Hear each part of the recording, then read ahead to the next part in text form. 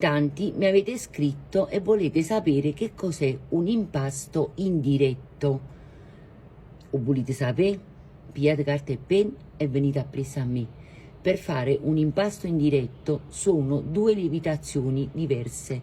Partiamo dal pre-impasto.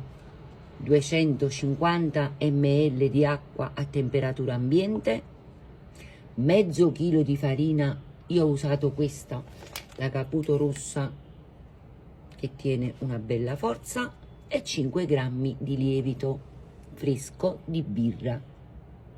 Iniziate a sbriciolare un lievito così, poi unite la farina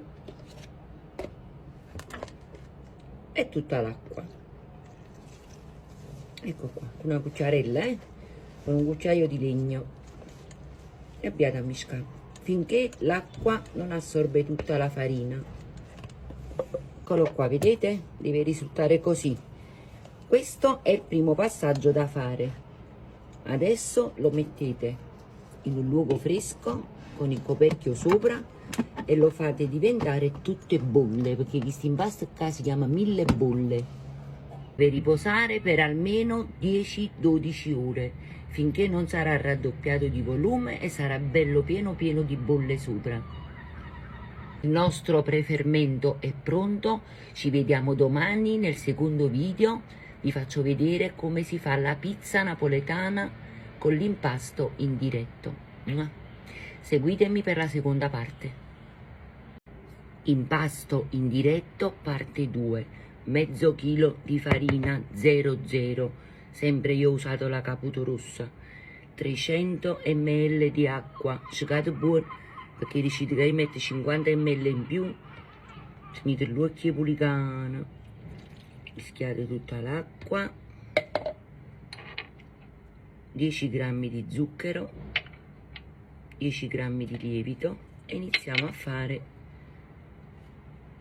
il primo impasto. Adesso uniamo 20 ml di olio, voi se non tenete l'occhio, io piserete in mano, ve lo misurate da parte e continuate a mescolare. Quando l'impasto ha iniziato a prendere forma così, unite il sale.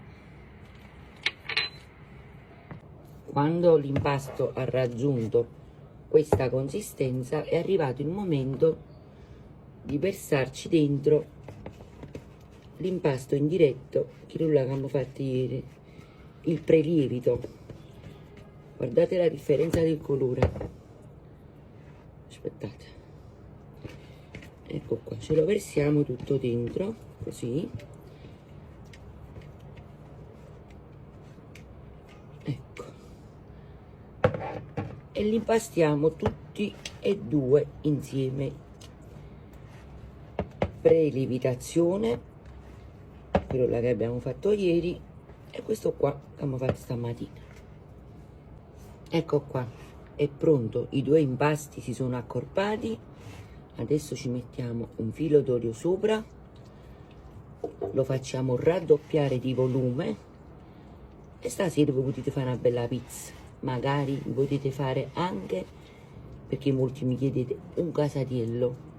Ci aggiungete un po' di insogna, un po' di sugna, un po' di burro, quello che volete nell'impasto, e fate il casatiello. Quando andrete a fare la vostra pizza con questo impasto, dopo che l'avete steso nella placca, lo fate riposare un'altra mezz'oretta. Mi raccomando, questo qua deve raddoppiare di volume, deve diventare tutte bolle. Mo vi auguro una buona giornata a tutti quanti e fatemi sapere nei commenti se fate questo impasto.